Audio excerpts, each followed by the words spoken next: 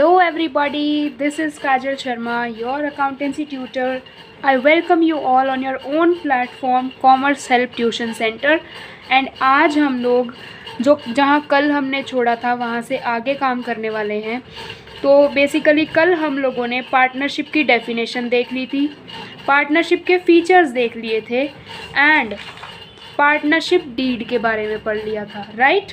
और साथ ही साथ हमने मोस्ट इम्पॉर्टेंट टॉपिक जिसको मैंने बताया था, rules applicable in the absence of partnership deed, वो भी हमने पढ़ लिया था।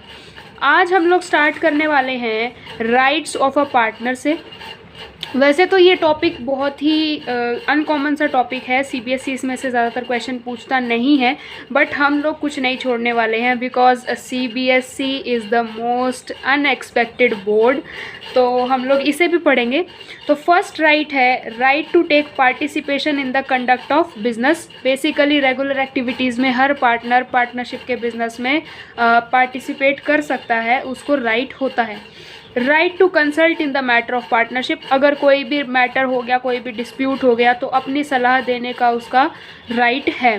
Right to continue the business, basically the regular activities, same thing. Right to get retired from the firm, अगर वो चाहता है कि मेरा बस हो गया भाई, मेरे से अब और नहीं होता है, तो मैं रिटायर भी हो सकता हूँ उस फर्म से, तो मेरा ये भी राइट है अगर मैं उस फर्म का पार्टनर हूँ। Right to joint property of the partners, मतलब अगर फर्म में कोई भी पार्टनर कुछ भी प्रॉपर्टी लेके आ रहा है तो वो हर पार्टनर के पास जॉइंटली उसका राइट है उस प्रॉपर्टी पे, ना कि सिंगल किसी पार्टनर का, ठीक है।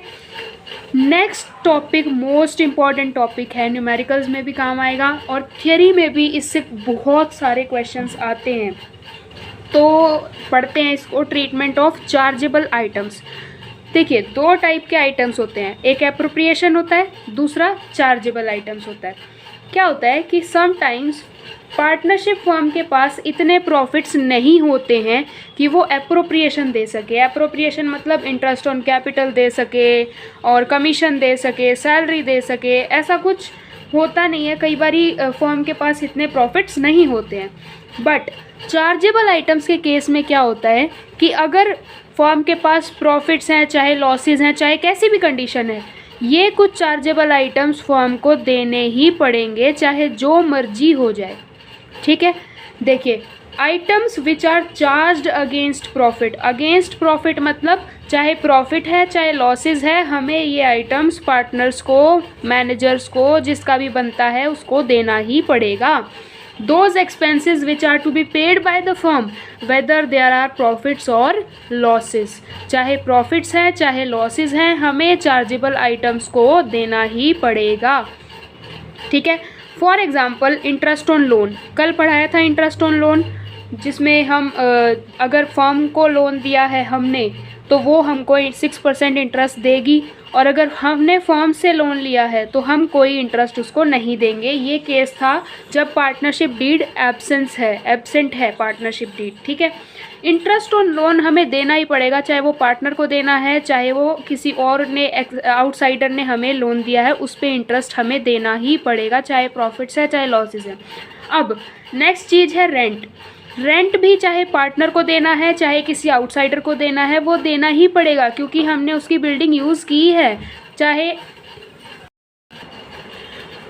तो देखिए, चाहे आपने उस आउटसाइडर की या पार्टनर की बिल्डिंग को प्रोडक्शन प्रोसेस में यूज़ किया है या नहीं किया है, रेंट आपको फिर भी पे करना पड़ेगा। रेंट एक चार्ज अगेंस्ट प्रॉफिट आइटम होता है। फॉर एग्ज़ाम्पल, आपने किसी से बिल्डिंग ली ये कह के कि मैं पार्टनरशिप फॉर्म स्टार्ट कर रहा हूँ और मैं उस पर प्रोडक्शन प्रोसेस करूँगा, और उसने बोला आप मंथली 5000 का चार्ज दे दीजिएगा, रेंट दे दीजिएगा 5000 का। आपने बोला ठीक है हम दे देंगे। अब आपने 3 महीने प्रोडक्शन नहीं किया क्योंकि आप बिज़ी थे रिसोर्सेज जुटाने में, पैसा जुटाने में और ये सब, लेकिन 3 महीने बाद वो आदमी आ जाता है, आपको बोलता है मेरे 15,000 रेंट के पैसे दो। वो जब रेंट के पैसे लेने आया और आप बोलोगे कि नहीं हमने प्रोडक्शन ही नहीं किया, हमें प्रॉफिट ही नहीं हुआ, तो हम आपको रेंट कैसे दे दें? ऐसे थोड़ी ना चलेगा बच्चा जी। रेंट तो आपको देना ही पड़ेगा, चाहे आपको प्रॉफिट हुआ है, चाहे आपको लॉस हुआ है, चाहे आपको निल है बैलेंस आपके पास, चाहे आपको अपनी पर्सनल प्रॉपर्टी से आपको वो पैसा लाना पड़े, पर आपको ये चीज़ें देनी ही पड़ेंगी। मैनेजर की रेम्यूनरेशन, कई बार हम बोलते हैं मैनेजर को हम कमीशन देंगे, अगर हमारी कंपनी को इतना प्रॉफिट हुआ तो हम मैनेजर को कमीशन देंगे इसमें से, तो मैनेजर को कमीशन बोला है तो देना ही पड़ेगा, क्योंकि मैनेजर एम्प्लॉय है उस कंपनी में, वर्कर नहीं है जो आप उसकी रेम्यूनरेशन काट लोगे। एम्प्लॉय है वो तो अपनी सर्विसेज दे रहा है ना, तो आप अपनी सर्विसेज के बदले वो तो अपना रेम्यूनरेशन लेगा ना, तो मैनेजर को कमीशन रेम्यूनरेशन उसकी देनी ही पड़ेगी, चाहे आपको प्रॉफिट है, चाहे आपको लॉस है, चाहे नील बैलेंस है, चाहे आपको पर्सनल प्रॉपर्टी से लाना पड़े, चाहे जैसे मर्जी लाना पड़े, ये चीज़ें आपको देनी ही पड़ेंगी। और याद रखिएगा, ये एमसीक्यू में भी आता है और न्यूमेरिकल में भी बहुत बहुत काम आएगा कि चार्जेबल आइटम्स जो होती हैं, चार्ज अगेंस्ट प्रॉफिट आइटम्स जो होती हैं, उनको हम लोग P&L अकाउंट में डेबिट करते हैं। मतलब वो अकाउंट जो आपने क्लास 11th में सीखा था। हाँ मैडम, फिर से 11th क्लास की बातें, प्लीज़ जले पे नमक मत छिड़को ना। अच्छा ठीक है, बस यही बता रही हूँ कि जो P&L अकाउंट 11th क्लास में सीखा था उसमें इसको डेबिट करना होता है, ना कि 12th क्लास के P&L एप्रोप्रिएशन अकाउंट में, समझे? हम इसको चार्ज अगेंस्ट प्रॉफिट इसीलिए बोलते हैं क्योंकि P&L अकाउंट में ये डेबिट होगा, ना कि P&L एप्रोप्रिएशन अकाउंट में, और नेट प्रॉफिट से ये माइनस हो जाता है। ठीक है, अब एक क्वेश्चन करते हैं, ठीक है, और फिर देखते हैं कि आपको इंटरेस्ट ऑन लोन वाला कंसेप्ट समझ आया कि नहीं आया। देखिए क्वेश्चन ये है कि A और B दो पार्टनर्स हैं जिनकी रेशियो है 2:3। ठीक है, A ने फर्म को लोन दिया है 4 लाख रुपए का, एज लोन 4 लाख रुपीस का फर्म को लोन दिया है A ने। ठीक है, और B ने फर्म को लोन दिया है 2 लाख रुपए का। ठीक है, अब इनको हमें at the end of the accounting year इनको अपना इंटरेस्ट ऑफ लोन देना है। इंटरेस्ट ऑन लोन हमें देना पड़ेगा, चाहे प्रॉफिट है चाहे लॉसेस है, हमें वैसे भी बताया नहीं है कितना प्रॉफिट है, तो हमें फिर भी इंटरेस्ट ऑन लोन देना ही पड़ेगा। तो अब क्या करेंगे, इनका इंटरेस्ट ऑन लोन निकालेंगे। जैसा मैंने बताया था, अगर फर्म ने पार्टनर को लोन दिया है तो नो इंटरेस्ट। अगर पार्टनर ने फर्म को लोन दिया है तो 6% पर एनम इंटरेस्ट। ठीक है, 6% पर एनम का इंटरेस्ट उनको फर्म को पार्टनर को देना पड़ेगा, क्योंकि पार्टनर ने फर्म को लोन दिया। ठीक है, अब यहाँ पे कोई इन्फॉर्मेशन नहीं है तो हम मानेंगे कि पार्टनर ने फर्म को लोन दिया है, और कोई रेट का इन्फॉर्मेशन नहीं दिया है तो हम 6% पर एनम का इंटरेस्ट इनको देंगे। अब आप वीडियो पॉज करके अपना आंसर खुद निकाल सकते हैं, मैं आगे समझाने लगी हूँ। ठीक है, ए को जो इंटरेस्ट मिलेगा, इंटरेस्ट ऑन एज लोन, वो 4 लाख रुपए पे मिलेगा।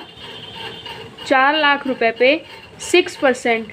अब इसको निकाल के आप ये मत बोल देना कि 24,000 इसका इंटरेस्ट आ गया, लो जी पकड़ो, और क्योंकि वो 12 मंथ्स का होगा। और मैं आपको यहाँ पे एक ट्विस्ट दे रही हूँ कि इन्होंने 1 अक्टूबर को लोन दिया था, 1 अक्टूबर को लोन दिया था, तो अब इंटरेस्ट कैसे निकलेगा? 1 अक्टूबर को लोन दिया था, इसका मतलब ये है कि फर्म के पास लोन कब तक रहा? 6 महीने के लिए रहा। तो इंटरेस्ट हम लोग लगाएंगे सिर्फ 6 मंथ्स का, 6/12 टाइम पीरियड हमें लगाना पड़ेगा, क्योंकि 1 अक्टूबर को महाशय ने फर्म को लोन दिया है। अब इनका इंटरेस्ट कितना आएगा देखो, देखिए 6 1 जा 6 2 जा, बेसिक से करा रही हूँ, बिल्कुल टेंशन मत लेना। 12,000 इंटरेस्ट आ गया, राइट। बी का इंटरेस्ट आप निकालेंगे, मैं आपको बता देती हूँ कितना आएगा, क्रॉस चेक कर लीजिएगा। इंटरेस्ट ऑन बीज लोन, 2 लाख रुपए का लोन था बी का, 6% हमें इंटरेस्ट देना है और 6 महीने के लिए लोन फर्म के पास रहा। कितना इंटरेस्ट आएगा? 6000 इंटरेस्ट आएगा। ठीक है। अब अगर मैं इसके अंदर एक ट्विस्ट डाल दूं कि फर्म के पास 25,000 रुपये का प्रॉफिट है, फर्म के पास प्रॉफिट है 25,000 रुपये का, क्या आप कर पाएंगे कि फर्म के पास डिस्ट्रीब्यूटेबल प्रॉफिट कितना बचेगा? देखिए, टोटल इंटरेस्ट 12 + 6,000 18,000 टोटल इंटरेस्ट हो गया। तो केस के हिसाब से निकालते हैं। केस क्या है? प्रॉफिट्स हैं फर्म के पास, नेट प्रॉफिट्स जो कि हैं 25,000। इसमें से अब आपको पता है interest on loan chargeable item है, तो इसको हमें माइनस करना होगा नेट प्रॉफिट, डिस्ट्रीब्यूटेबल प्रॉफिट निकालने के लिए, नेट डिस्ट्रीब्यूटेबल प्रॉफिट निकालने के लिए। इसमें से माइनस करेंगे टोटल इंटरेस्ट 18,000 का। कितना बच गया? 7,000। अब ये 7,000 क्या है? इसको हम बोलेंगे नेट डिविजिबल या डिस्ट्रीब्यूटेबल प्रॉफिट्स। ठीक है, नेट डिस्ट्रीब्यूटेबल प्रॉफिट्स बच गया 7,000। अब 7,000 को हम कैसे डिस्ट्रीब्यूट करेंगे? बेसिक सी नॉलेज है, मैंने आपको रेशियो बता दी थी इनकी 2:3। 10th क्लास में रेशियो पढ़ा होगा, उसमें भी क्वेश्चन आता है 2:3 की रेशियो है तो 7,000 रुपये को डिवाइड नहीं कर सकते? चलिए डिवाइड करते हैं। ए का जो प्रॉफिट आएगा वो आएगा 7,000। 2:3 रेशियो है ना, तो ए का जो फ्रैक्शन होगा, फ्रैक्शन वैल्यू वो क्या होगी? 2/5। ठीक है, इसका आ जाएगा 2800। इसको सॉल्व कर लीजिएगा, बहुत बेसिक है। ठीक है। अब बी का जो प्रॉफिट आएगा, बीज प्रॉफिट, ये आएगा 7,000 पे 3/5, क्योंकि 2:3 रेशियो थी तो बी का फ्रैक्शन वैल्यू 3/5। इसकी वैल्यू आ जाएगी 4,200। तो ये केस होता है जब हमारे पास प्रॉफिट्स अवेलेबल होते हैं और हमें इंटरेस्ट ऑन लोन देना होता है। अब अगला टॉपिक आता है आपके पास P&L appropriation account. P&L appropriation account पे हम पूरी क्लास कर लेंगे, फुल बेसिक से क्लास होगी, उसे हम पूरा का पूरा फर्स्ट टू एंड कंप्लीट करेंगे।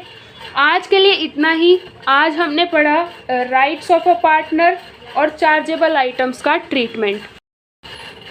तो बच्चा पार्टी, हम मिलेंगे कल, और लाइक शेयर सब्सक्राइब करना नहीं भूलना। कल हम लोग मोस्ट इम्पॉर्टेंट टॉपिक जो बहुत मतलब बेसिक है बट आता ही आता है, उसमें से 3 मार्कर 4 मार्कर क्वेश्चन, तो हम कल करेंगे P&L एप्रोप्रिएशन और उसके कुछ क्वेश्चंस भी करेंगे। ठीक है, तो कल बेसिक से करेंगे P&L एप्रोप्रिएशन अकाउंट, धीरे धीरे करके इस चैप्टर को ख़त्म करेंगे। तो लाइक शेयर एंड सब्सक्राइब। हम मिलेंगे कल। टिल देन, जय श्री कृष्णा।